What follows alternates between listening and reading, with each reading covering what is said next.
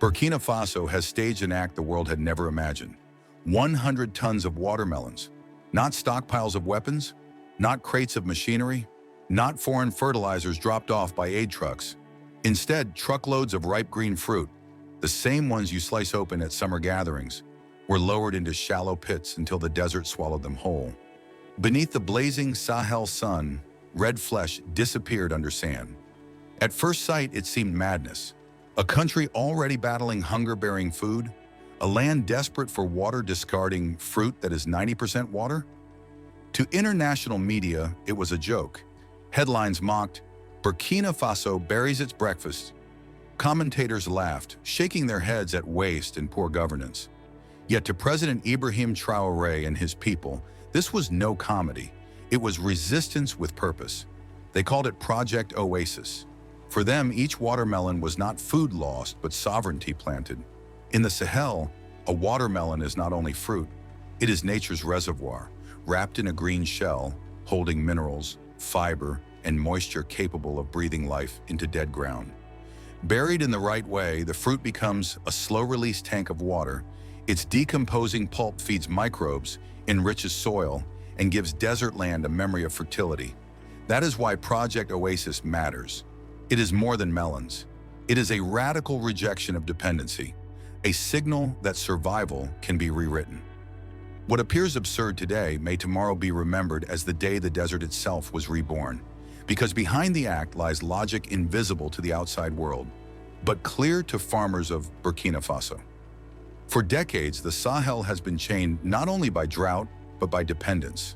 Every season, harvests wait on shipments of fertilizers priced high, delivered late, and wrapped with conditions from foreign companies. If trucks do not arrive, fields stay barren. Sovereignty reduced to signatures made abroad. President Traoré vowed to break this cycle. His tool? The watermelon. To most people, it is joy, children's laughter, a sweet relief in summer. To agronomists, it is 90% water and rich in nutrients, potassium, magnesium, calcium, carbon-rich pulp. Buried underground, it becomes more than fruit. It becomes a reservoir and a starter kit for reviving soil. Why watermelons, not chemicals? Because chemicals add nutrients, but they do not bring water. They cannot hold moisture beneath skies that withhold rain. Watermelons, decomposing slowly, release moisture into the soil, attract microbes, and build carbon sponges that trap water longer. Field tests proved it. Plots without melons dried within days, but pits where watermelons were buried kept measurable moisture for 2 weeks. Millet sprouted quicker, sorghum rooted deeper. Life began to return. The numbers were modest, but the symbolism was vast. Fruit dismissed as picnic food had become a weapon against hunger. This was the second revelation. What looked like waste was in fact science. Instead of begging for imports, Burkina Faso had turned rotting fruit into a tool for survival. A problem, spoiled melons clogging markets and rotting under the sun, was transformed into a resource. The decision drew critics. Some argued the surplus was too small. Pests might come. Nutrients would release unevenly. But supporters countered, the point was not melons forever. The point was principle.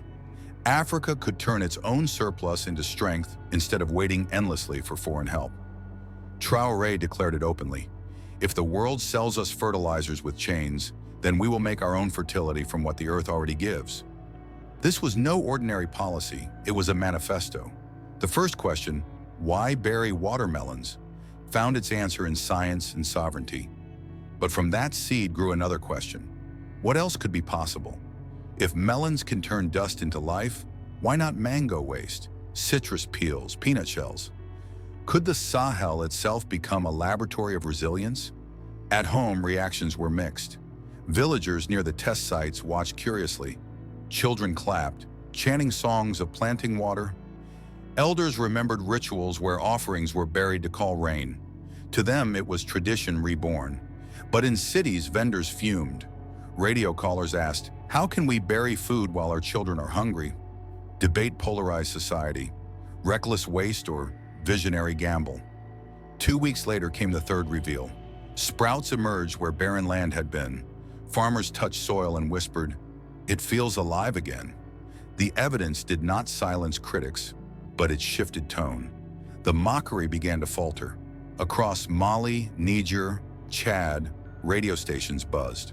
Farmers debated whether their own residues, baobab pulp, millet husks, could work the same way.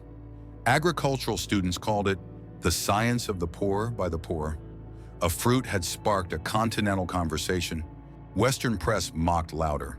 French cartoons showed villagers hurling fruit at the sand. London anchors called it a desperate stunt. American think tanks labeled it unsustainable. But outside the West, voices rose differently. Russian broadcasters hailed defiance. Chinese journals praised it as ingenious recycling.